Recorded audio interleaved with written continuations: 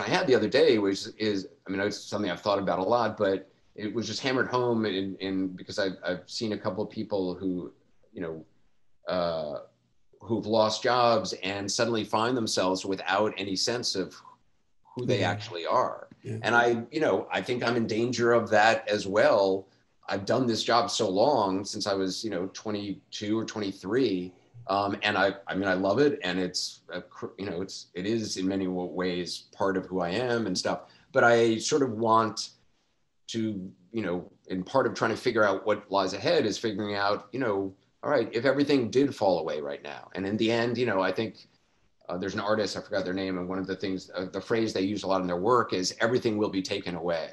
And I do think, whether it's, I have some experience with that on a personal level. And I do think it's important to kind of remind oneself that, like, when everything is taken away, what are you? And who are you? And what is Yeah. important? Well, these are the most profound human questions that can be asked, and that's exactly the deep inquiry of meditation practice is like to be sitting with that question.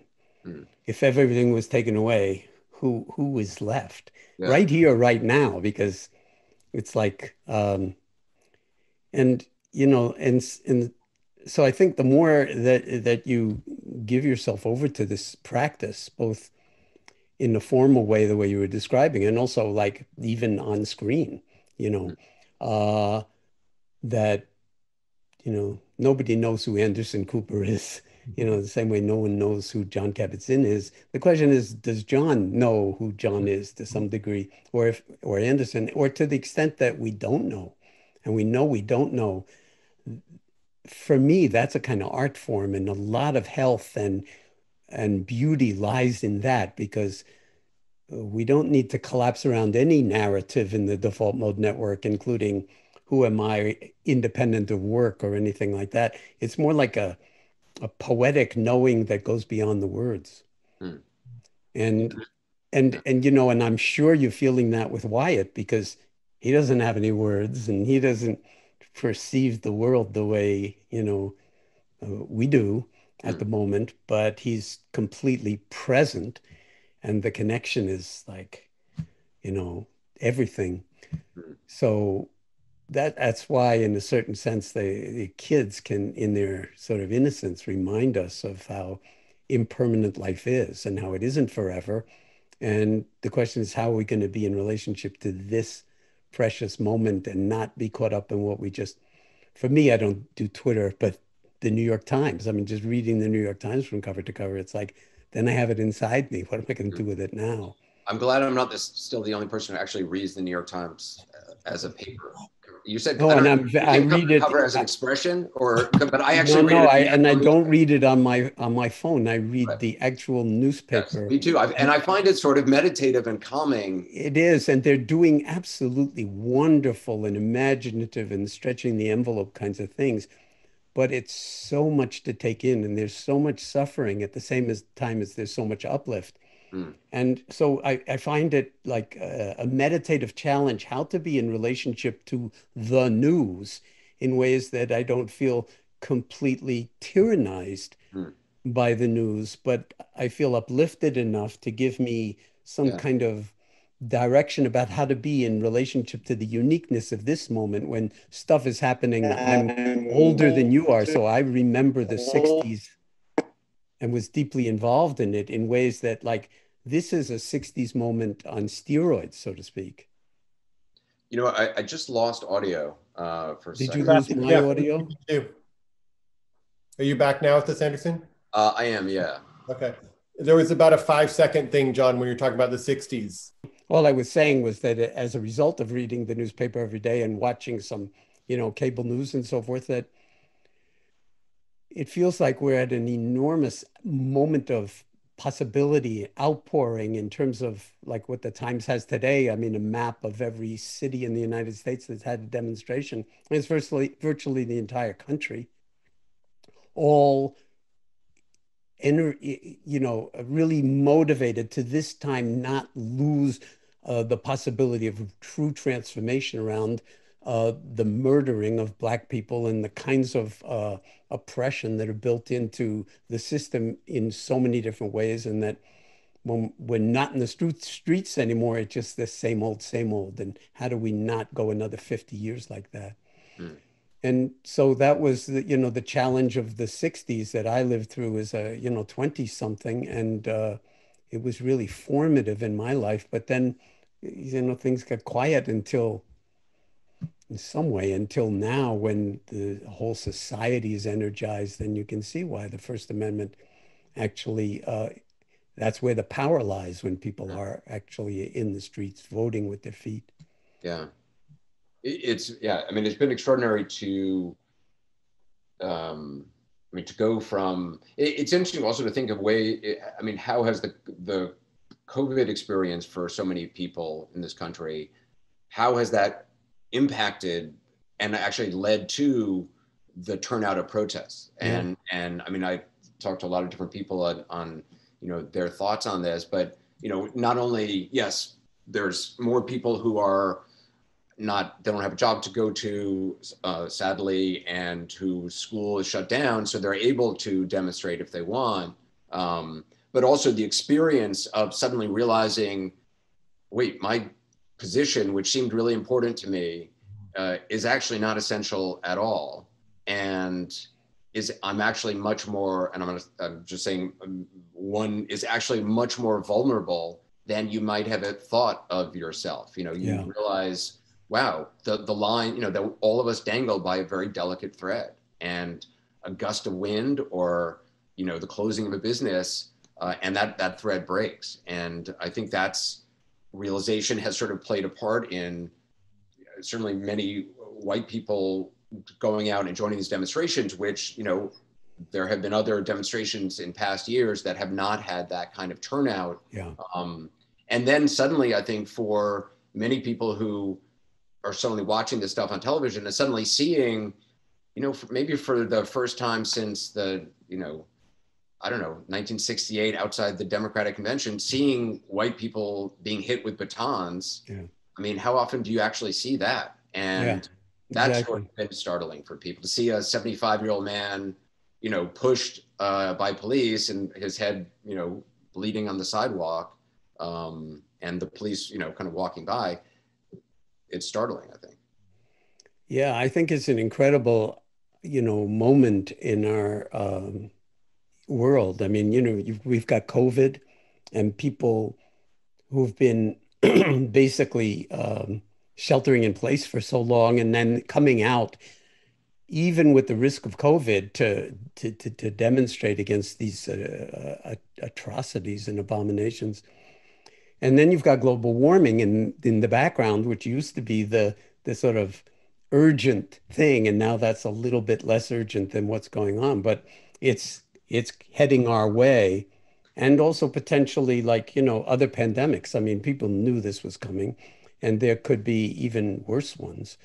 So I think, rather than catastrophizing, the most important thing would be to sort of actually inquire as to what the message of this moment really is, what the opportunities are for true transformation.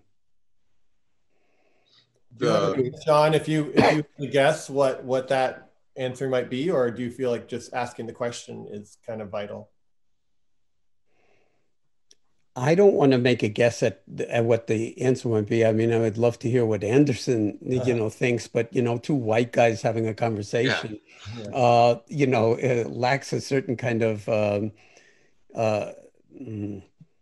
dimensionality in terms of the enormity of the problem and the enormity of the suffering, and how it's been constant background for over 400 years, to say nothing of the genocidal legacy of the origins of this country. So there's a lot of waking up to do, and what I love is where you started out, Anderson, in terms of the value of meditative practice that you're finding in your own life, and your willingness to share that in the world in certain ways.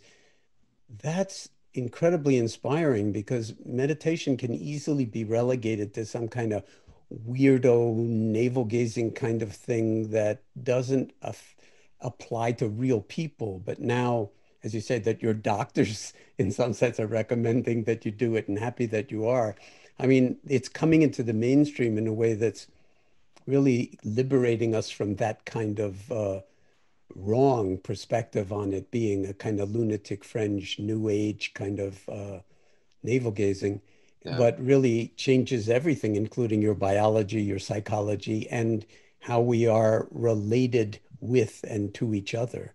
So Yeah. that's like pretty much the whole spectrum of life and its implications for democracy and for government that we need to, in some sense, wake up. And I don't know if you know this, Anderson, but that's what Soren and I and John Basher, who's also on this engineering this whole thing, have been doing for the past like 12 weeks and counting, is just having a daily meditation out there and conversation with whoever wants to show up.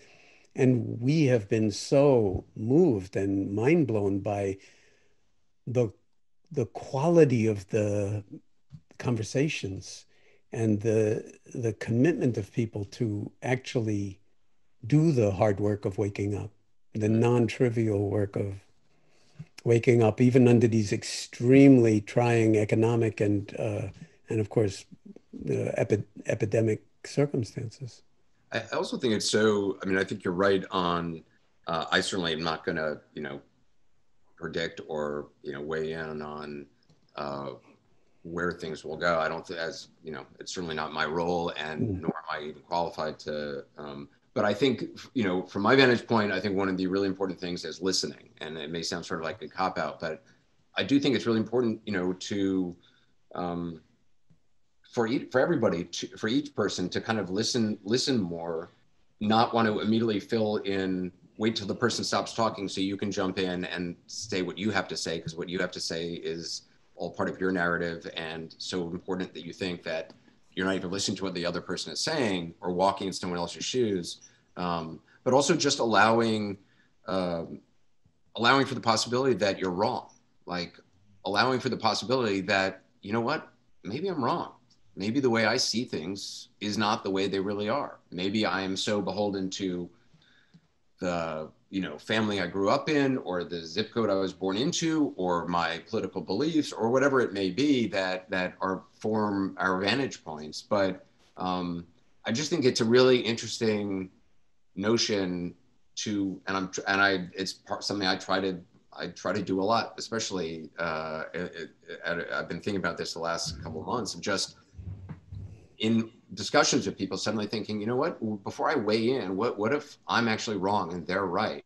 And then it sort of I mean, doesn't necessarily change one's mind, but it's sort of, I don't know, I think it's good to, pause and burp every now and then like a baby, and not have to gobble everything down immediately. And the other thing and when I was saying before about, the diversity of the protests that we have seen, and involvement of so many, white Americans. It's interesting because I do think all of these experiences in some way suddenly make sort of white America look at protests, at what they see, and think, and sort of, not that anybody can truly understand the experience of somebody else from a different race, but to kind of think of themselves in a different way in society, and not in as an advantaged position. And when you think of yourself and realize how vulnerable you are, it's much easier to be empathetic to the far vaster vulnerability of others around you. And I think that's an important thing also to be aware of, and not so convinced in with righteous indignation that I'm right about everything. But I also wanted to mention that we were talking about, well, I was thinking about, tomorrow is the anniversary of my mom's death, and she died a year ago tomorrow. And it was interesting because I woke up, I hadn't realized that, I mean, I knew it was around this time, but I hadn't realized, I hadn't actually looked up the actual date. And one of the things that was extraordinary about the last 2 weeks that I spent with her, we didn't know she had cancer. She was 95, that she, had been slowing down, and but she was still painting and everything. And anyway, so by the time she found out she had cancer, it was, you know, far too late to do anything, and she wouldn't have wanted to anyway. And it was a 2 weeks where she basically knew the end of her life was coming, or a week and a half. And you know, so that week was actually this extraordinary week that we had with each other, a week and a half that we had with each other. And it was really one of the best weeks of our lives together, because we had sort of said everything you know, I always wanted to not leave anything unsaid with my mom, and we certainly did that. We were certainly in that place. But one of the things that we sort of developed is we watched a lot of like old movies, and we watched a lot of, I don't know, just stuff I thought she might enjoy. And I found this old Peggy Lee song, a video on YouTube. It's black and white. It's Peggy Lee singing at some nightclub, and she's singing the song "Is That All There Is?" And you should watch it because it's an amazing rendition of "Is That All There Is?" And my mom, like, I just thought it was kind of funny. I showed it to my mom, and then she kind of latched onto it. And so every day at a certain point, she would say, let's listen to Peggy Lee. But that notion of like, is that all there is? And it became, I just think for you know, certainly somebody facing the end of their life and knowing the end of their life, I found it interesting that my mom kind of joyfully embraced Peggy Lee's rendition of it. And for me, it's something I keep thinking about. Like, I keep saying over and over, like, is that all there is? And when you're in a position where you're asking that question, I mean, I guess for me, I'm trying to figure out, is that enough? Like, if this is all there is in my own life, how am I with that? And if this is all there is, then what changes would you make based on that? Because I think so much of my focus in life has been, and I know in my mom's life as well, you know, never being content with the fact that this is all there is. Always thinking, well, okay, this is nice, but now what I really want is this. Or, you know, if I change, my mom was constantly like redecorating rooms because it never quite got at the root of the problem, which she acknowledged later in life. But, you know, for a while she thought the problem was the color of the walls, and it wasn't the color of the walls. And she would change the color of the walls at great expense, and you know, and it would be fine for a week, and then after that it would be like, oh, that wasn't it at all. And you know, and then she'd be like, well, maybe it's the drapes. So I just think it's important to kind of, it's another phrase I've been thinking about a lot in sort of a meditative way. Yeah, well, that is very beautiful, and I think it relates to what you were saying earlier about listening. Mm. You know that, and then who's doing all the listening, and who even wants to know, is that all there is? Maybe that is a limiting thought in itself, because it's saying there's something wrong with this picture, and if we just change the drapes or the wallpaper, that we'll be happier. Right. And you know, I think there's this, and what you were saying about the psilocybin and, you know, the meditation practice, that there's a certain way in which, like, a phrase that's been very meaningful for me is, this is it. Mm. Okay. So rather than, is this all there is, for me, it's often like, this is it. Now, am I missing it?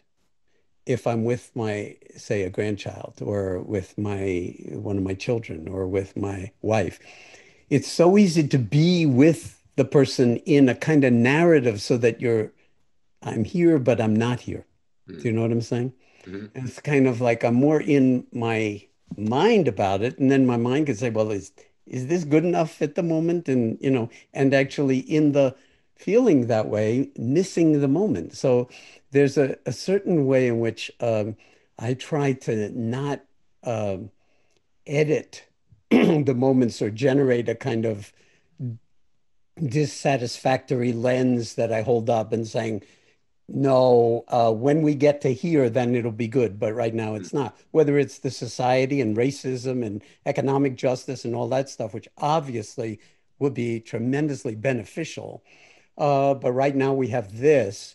That is actually all we ever have. So the question is, for me, excuse me, for me at least, is how are we going to be in wise relationship to it now? The good, the bad, and the ugly, to pull another movie title out of the blue. And to me, that's in large part the sort of foundation of the meditation practice is to keep asking the question that you were asking is like, who am I? Mm. And who isn't satisfied with this? Uh, because this is probably a lot bigger than we know. As like Joni Mitchell once sang, you don't know what you have till it's gone. So maybe we could cultivate more appreciation or gratitude for the beauty in the midst of all of the shadow and darkness and horror. And I That's wonder how how that manifests in your life, because you have to report on so much of the darkness and the horror and the violence and stuff like that. And to not let it, sort of that could be thought of as like, this is all that there is, at least in the outer world, but it's not. yeah.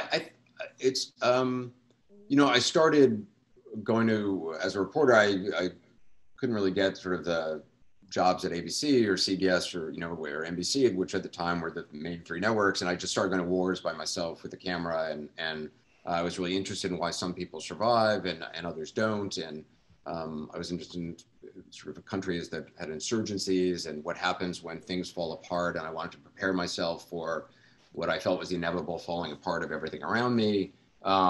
What I found is that you expect to see horror and hate, but you also find humanity, and you expect maybe you go someplace with the expectation of seeing disaster and darkness of human souls and stuff, but you also find humor and people doing extraordinary things, and what you see is that it's a choice. It is how we choose to live our lives and how we choose to respond to these things that happen in our lives, to the amazing things that happen and the terrible things that happen. And for some people, I mean, it's a luxury to have a choice. But even I met a woman I remember in Congo who in Eastern Congo, there was tremendous sexual violence against women. There's been conflicts there since the deadliest conflict since World War II has been fought in the Eastern Congo over 40 some odd years, or not that long, actually, 15 or so. But anyway, I met this woman named Angela who, lived in a small community, small village. Some soldiers came to the village. They sexually assaulted her, 6 soldiers in front of her children. Her brother lived in the village. They tried to get him to also sexually assault her. He refused, so they slit his throat in front of her. They threw one of her kids on a pile of burning wood, so the child was burned badly. The next day, once they had left, her husband came back to the village and threw her out of the village because he was ashamed and was afraid that she had contracted HIV. And so he threw her out. And I met this woman who, by all reasoning, would have every justification to just have given up and, be inconsolable. And, I mean, who can survive that? And yet every day she was surviving that. And every day she held her head up high, and she had, found a place to live with her kids, and she was caring for the child who was burned, and she was looking for work, and she was functioning and living. And I think about her all the time, because I just think, she would have had every right to give up, and she chose to, be responsible for her kids and to move, to continue on. And I just find that extraordinary, that kind of choice. Yeah. Yeah. I also did this interview, I don't know, months ago with Stephen Colbert, and it was about loss and grief, and one of the things he said really blew me away, and it's actually a quote from J.R.R. Tolkien, who Stephen Colbert is a huge Tolkien nerd. And Tolkien, in a letter to somebody, said, and I don't want to get it wrong, but this is probably a close paraphrase. He said, "What what tragedy is not a gift from God?" Or yeah, what tragedy is not a, and I'm paraphrasing it badly, but Stephen's point was that you should, wait, I'm sorry, that he came to, Stephen, his father was killed in a plane crash along with his two twin brothers. And when he was, I think, 10 years old. And so he spent his whole teenage years with just him and his mom. And one of the things he said is that he's come through his faith, thinking about that he's come to love the thing which he most wished had never happened. And that idea really stunned me. The idea that you can come to love the thing that is the worst thing that ever happened to you. And I'm not sure I'm there yet, but I think it's an interesting idea that somehow you can not just accept that, and in Stephen's, the way he described it is, you know, he obviously doesn't want his father and two brothers to die, but it made him into the person that he is now. And if you want to live the most human life possible, that is part of living a human life, that loss. And without that loss, he would not have been able to be as good a husband and as good a father and a good a son to his mom that he was able to be. Wow. Yeah. I Googled it. One quote from Tolkien is, let's see, a divine punishment is also a divine gift. And that might be it. Yeah. I mean, and this was in an obscure letter, I think. So, but it was along those. But I watched you in that conversation with Stephen Colbert, and I was just very deeply touched by it. You know, both because of your history of loss and also his. And you know, I think this is the beauty of having something like that out there, is that it's an existential challenge that so many people everywhere in the world experience, and that is the suffering, the unimaginable suffering that comes from stuff that we'll never understand, why that happened, and you know, who's to blame. And then we get into the sort of those kinds of narratives that maybe make it impossible to appreciate sooner or later that what you're just pointing to, that there's some element of being gifted with at least a lens for seeing an actuality of how things are, that invites healing and your own heart becoming bigger, if not blown wide open. Mm. And you know, it would be nice if, you know, people didn't do such horrible things to each other. Accidents, of course, happen, and so loss can happen in many different ways. But what you described in terms of the woman in the Congo is just, you know, colossal. The levels of suffering that human beings have, and the meditation practice is really meant to address just that level of suffering. Because if we can't deal with that, then everything else is kind of like just Band-Aid level stuff. Yeah. And maybe, you know, I don't know, that life is teaching us something, and it's not over until you know, we take our last breath, and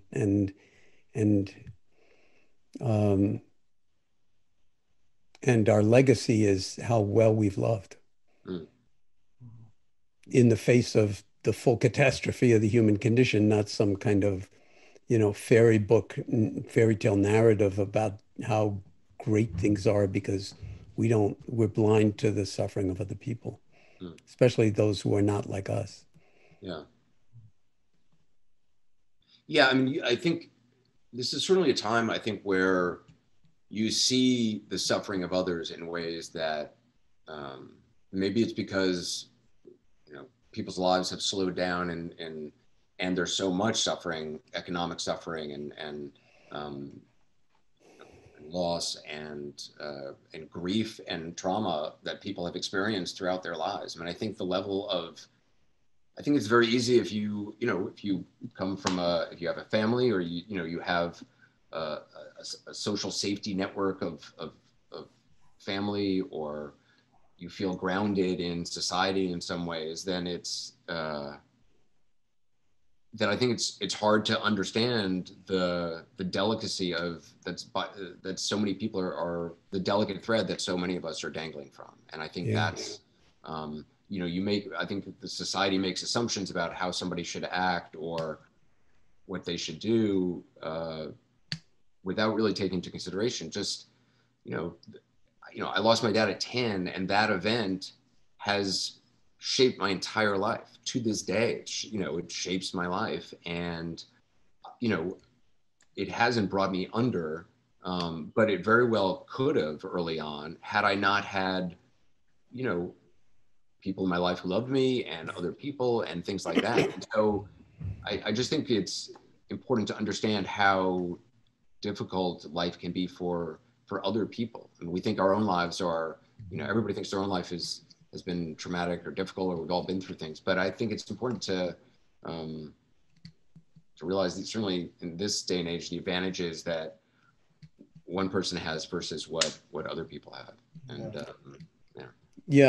and it invites compassion. I mean, which is very different from pity, So, when we can when we're moved by the suffering of other people who, are not in our small protected universe, perhaps, that makes us bigger. It enlarges our own hearts, but it also, I think, hopefully is generating the impulse to actually step in and be of some use in domains that very often protected people, white people with some degree of privilege or other, sort of just so far, it's very easy to sort of hang back and not commit fully to feeling with other people who are different from ourselves, and understanding the level of pain and grief and sorrow and how deep it runs, and yet how much beauty comes out of even that. People talk about meditating as, let me meditate on that, let me think about it. Is that, I mean, you're not really, it's a little bit of a contradiction because you're not really meditating on, I mean, no, that's a kind of colloquially expression that has nothing to do with meditation. Yeah, I mean, or at least the kind of meditation we're talking about. Yeah. Do you